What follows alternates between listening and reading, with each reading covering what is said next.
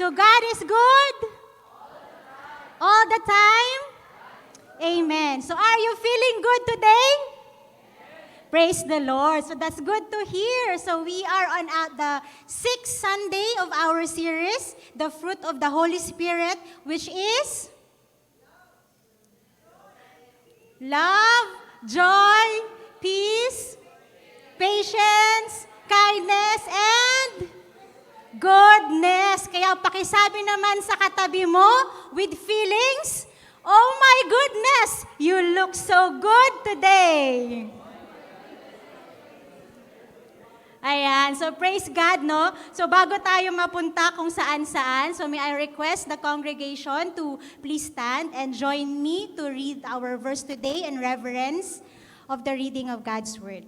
So Galatians chapter 5, verse 22 to 23, go. But the fruit of the Spirit is love, joy, peace, patience.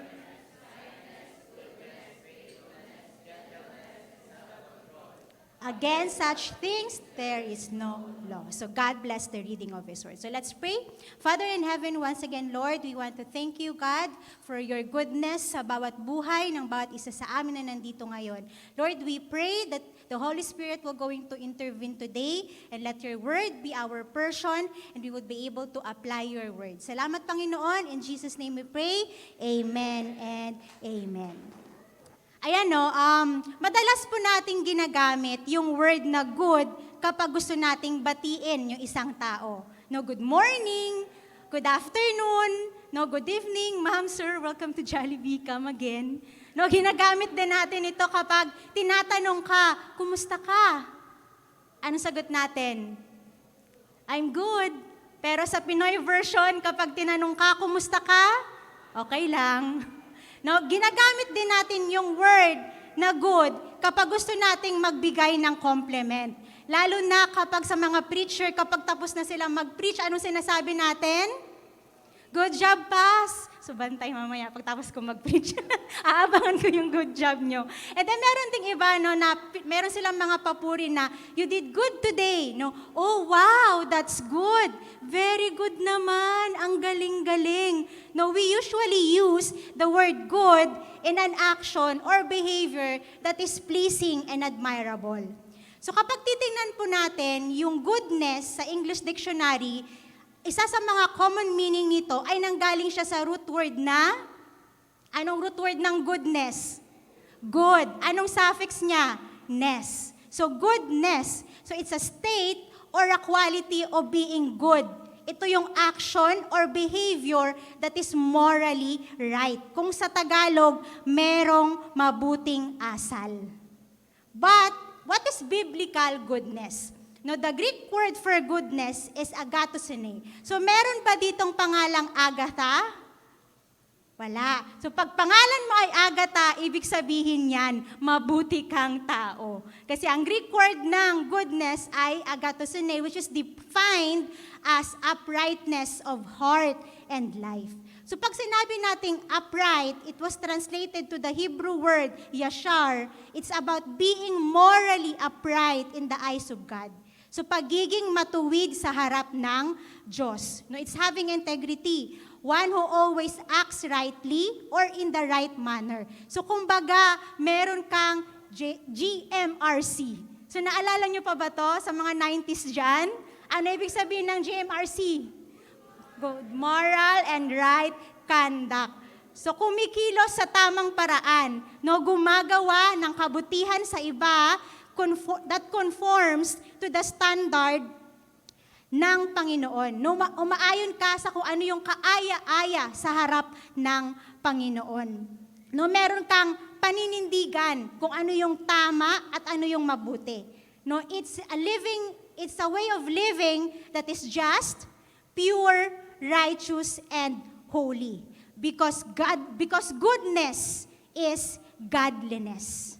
Again, goodness is godliness. So it is the fruit of the Holy Spirit that gives us the power to speak the truth, to be honest, not to rebuke with honesty, to be firm, to rebuke with love kahit ito ay mahirap.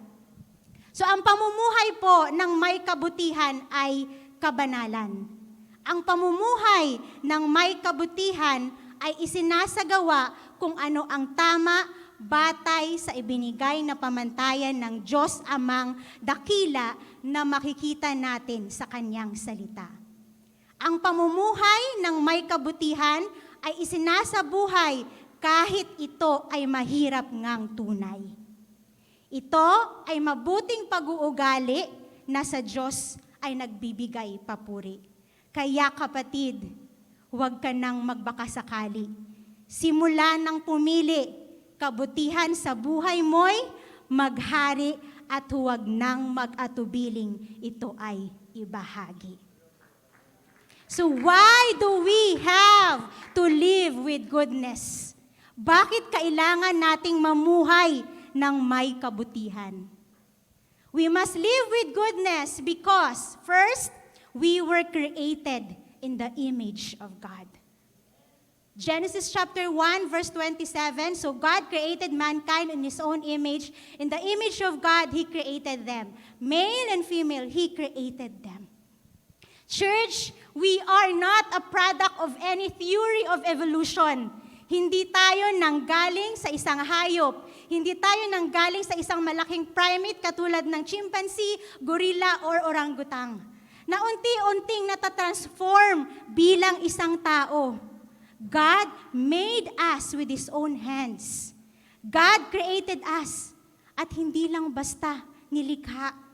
Nilikha tayo na ng ayon sa Kanyang larawan na kawangis ng Diyos. You are uniquely been created apart from anything else in this world. Natatanging nilikha. Bukod tangi sa anumang bagay na nilikha ng Diyos sa mundo. Kaya pakisabi sa katabi mo, bukod tangi ka, kapatid. Since God is righteous and holy, man is made in His likeness. So kapag alam natin kung ano yung good moral character ng Panginoon, ito ay isang way para maintindihan natin kung ano bang ibig sabihin na nilikha ka in His image. Alam natin na God is pure. God is holy. God made us pure. God made us holy. He created us na merong longing, merong desire na i-promote ang goodness sa sanlibutan. Nilikha tayo ng Diyos na merong kakayanan para alamin kung ano yung tama at alamin kung ano yung mali. At gawin ng mabuti pagkat ang Diyos ay mabuti. Nilikha tayo ng Diyos na mabuti upang gawin ng mabuti pagkat ang Diyos ay mabuti. Goodness is saying no to sin and yes to God's righteousness. Goodness is an essential aspect of God's character, and we are called to mirror it in our lives. Again, we are expected to do good because God is good. Now, sabi sa Genesis chapter 1, verses 31, no matapos likhain ng Diyos ang lahat-lahat ng bagay, no tiningnan niya ang kanyang creation, no pinagmasdan niya, then God saw everything that He had made, and indeed it was very good. No, hindi lang good, kundi very good pa. So sa simula pa lang, nilikha na tayo ng Diyos ng mabuti, kaya umayos ka, kapatid. Baka ka mapatid. So katulad nitong clear glass, no, alam ko ilan sa inyo no nakita na yung simple illustration na to. O, yung clear glass muna, be. Clear glass lang. Ayan. So katulad nitong clear glass na to, no, pakihawak, be. Ayan, no, God created us. Modo. God created us, no, in His own image. Nakita natin pure, no, malinis, mabuti, walang bahid ng anumang kasamaan. But dumating ang time na pupasok ang kasalanan. Yan, sinabi ng discipler mo, Nak, huwag ka muna mag-boyfriend, di pa time. But you gave in into temptation. Nag-disobey ka. What happened to the pure, mabuti, at walang bahid ng kasamaan? The wisdom of knowing and good and evil that we hope to discover turned out to be a gift of shame and separation from God. We came to know evil because we participated on it. Yung kakayahan natin, yung karunungan na inaasahan natin para matuklasan natin kung ano yung mabuti at masama nang dahil sa kasalanan na uwi para mahiwalay tayo sa presensya ng Panginoon. But because of the goodness of God, sabay-sabay nating i-recite John 3:16, for God so loved the world that He gave His only Son, that whoever believes in Him shall not perish but have eternal life. Again, we were originally made good, but sin caused us to become broken. However, because of God's goodness, gustong i-restore ng Panginoon yung nasira nating relationship sa Kanya. Ang Diyos ay nagbigay sa atin na higit pa sa nararapat sa atin. Pinadala niya ang Kanyang nag-iisang anak upang mamatay sa cross para sa ating kasalanan at pagkaraan ng 3 araw ay muli siyang nabuhay. If we truly admit that we are sinners, believe and accept that Jesus is our Lord and Savior, anong sabi sa 2 Corinthians chapter 5 verse 17? 1, 2, 3, go! Therefore, if anyone is in Christ, the new creation has come, the old has gone, the new is here. Let's pretend, no, this is the blood of Jesus Christ.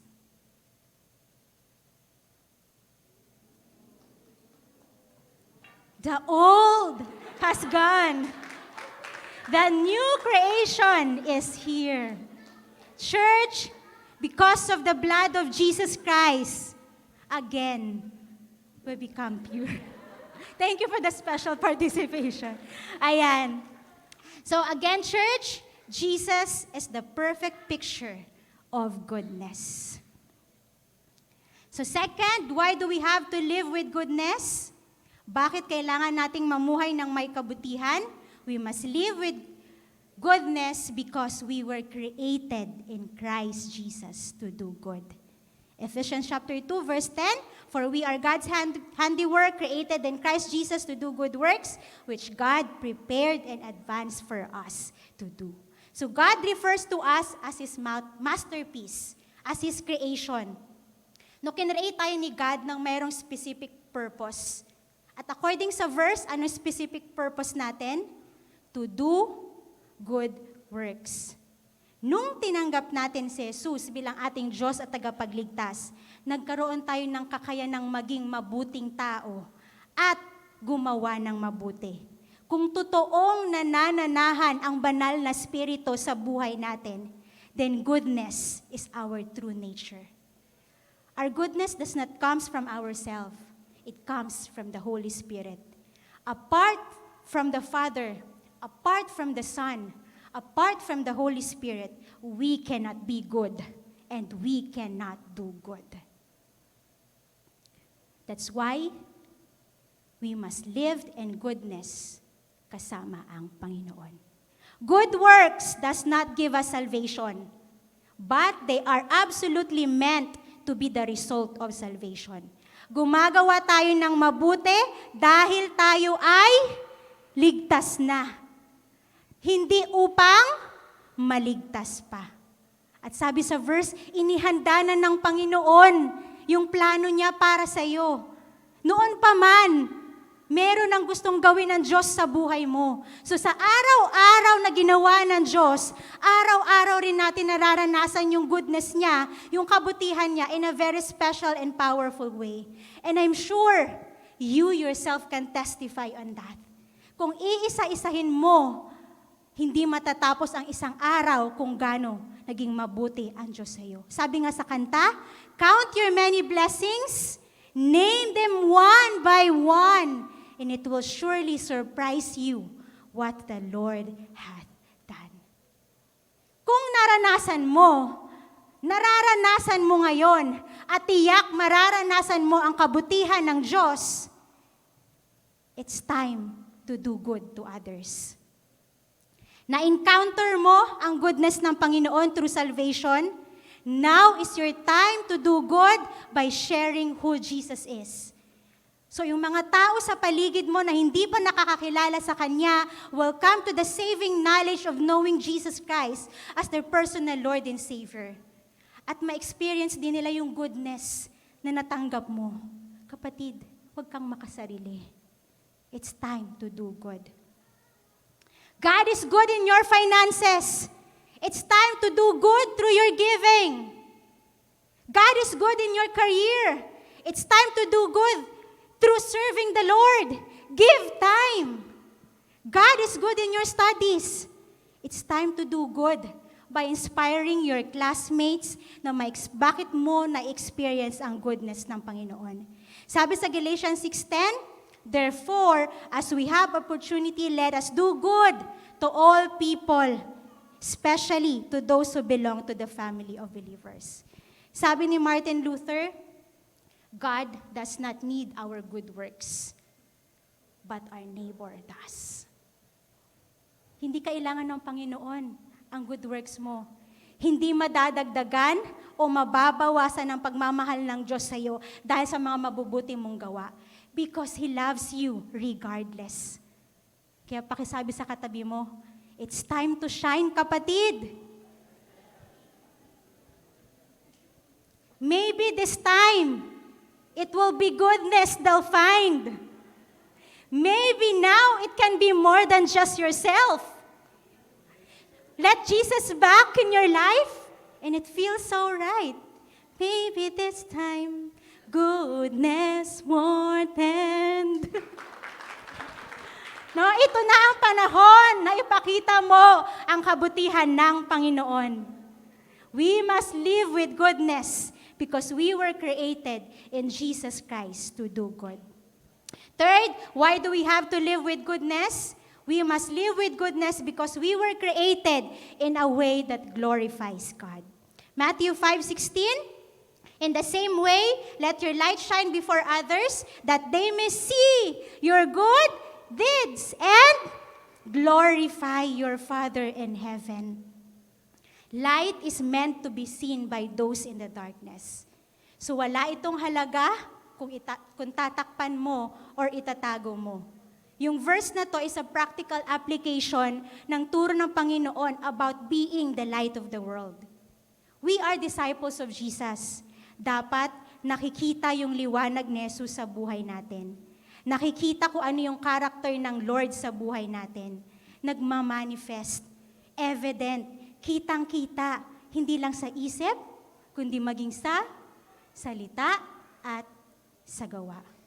The light of Christian goodness is meant to shine out so that God will be glorified. So seeing your good works, people may praise God. They will praise God kasi nagpadala ang Diyos ng mabuting tao na katulad mo sa buhay nila. Tumulong ka, nag-extend ka ng financial help, nagtiis ka, hindi ka nagsawang magpaalala sa mga taong nangangailangan kay Jesus. Nakikinig ka sa mga rants nila. Hindi mo sila iniwan. Sinamahan mo sila harapin ang kanilang mga struggle sa buhay. Kahit patuloy yung pang-ghost nila, hindi ka nag-give up. Umasa kang babalik sila. Nanalangin ka na they will be moved again and go back to their first love and experience once again the joy of their salvation. Or they will have an opportunity to know God and be saved. Kapag nakikita ang karakter ng Panginoon sa buhay natin, napakasarap ng pakiramdam na kapag sinabi nilang, gusto kong maging Diyos ang Diyos mo. All of this goodness will surely lead families, relatives, friends, co-workers, classmates to praise and thank the Lord dahil nakikita nila at nararanasan nila kung gaano kabuti ang Diyos sa pamamagitan ng mga mabubuting gawa mo sa kanila. No, meron akong kakilala, no, sinukuan na siya ng family niya. Sinuka na ng family niya. Pinalayas na. Pero dumating yung panahon that Jesus was introduced to him. So itago na natin sa pangalang. Now, to make the story short, no, nakita nung family niya yung pagbabago. So itong family niya, ano kayang nangyari sa kanya? No, parang grabe, upside down, nag-iba talaga, nag-iba, merong transformation, merong change. So ni-research niya kung saan nag-a-attend tong church, kung saan nag-church. Nakikinig siya ng mga videos kasi nagla-live din yung church. And then, no, yung Holy Spirit nag-prompt sa kanya and decided na magpa-Bible study. And then nakilala nila yung Panginoon. And they became a fruitful worshiper of God. So yung goodness na nakita nila sa buhay ng relative nila, it brings glory to God. Same through din, na kapag hindi nakita yung goodness sa buhay natin, hindi rin natin sila malilid sa Panginoon. So meron kami isang friend, missionary siya. So during nung nagpipreach si Pastor Marvin, no, Father's Day kasi yon. So tumayo itong anak ng missionary. Sinabi niya, Pastor Marvin, you need to preach that to my father. Ano kaya yun? Bakit ganun kayong sinabi niya? Yung gusto niyang sabihin na hindi nakikita ng anak niya yung character ng Panginoon sa buhay niya. No, so 32 years old na siya. And hindi ko alam kung ngayon ay naging believer na siya. No, hindi din siya nagsisimba that time. Pero church, people outside can see the gospel that we are preaching.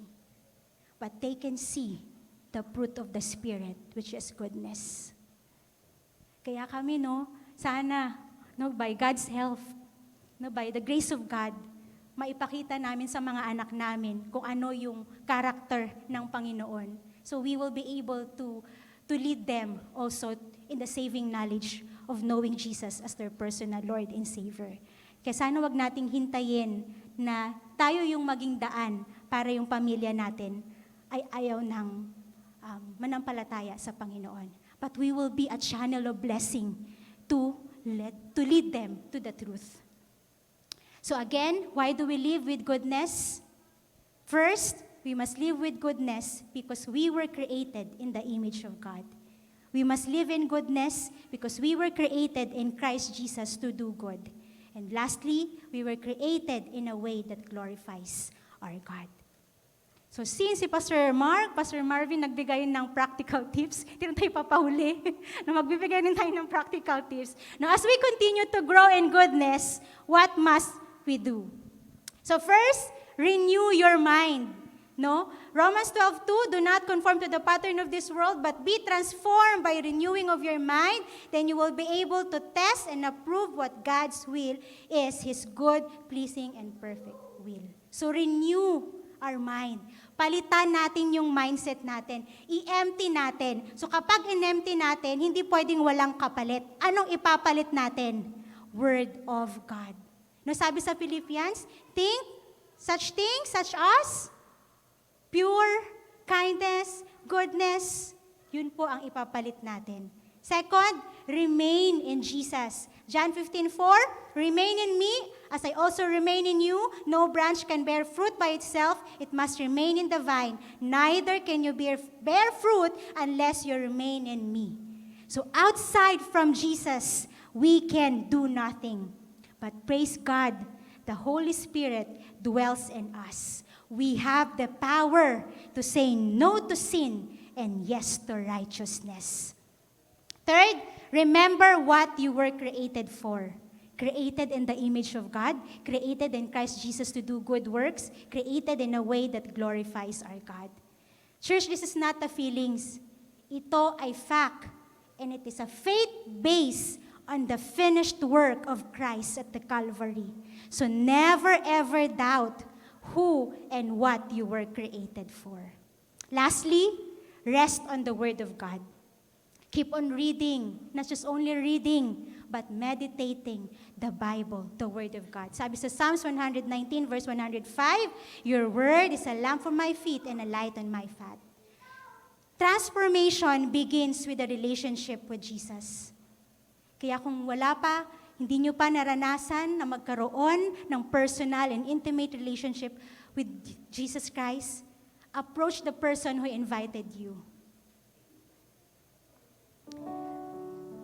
So as we continue to rest on the Word of God, it's like learning more about God teaches us to grow more in Him. Sabi dyan, the more I know, the more I can grow. We go to Christ to grow, and the fruit of the Holy Spirit will surely grow. To end, katulad ng final appeal ni Paul sa Galatians, let us all surrender and submit to the Holy Spirit to take control of our lives, so the fruit of the Holy Spirit will manifest in us. So God bless us, church, and let goodness spread this week.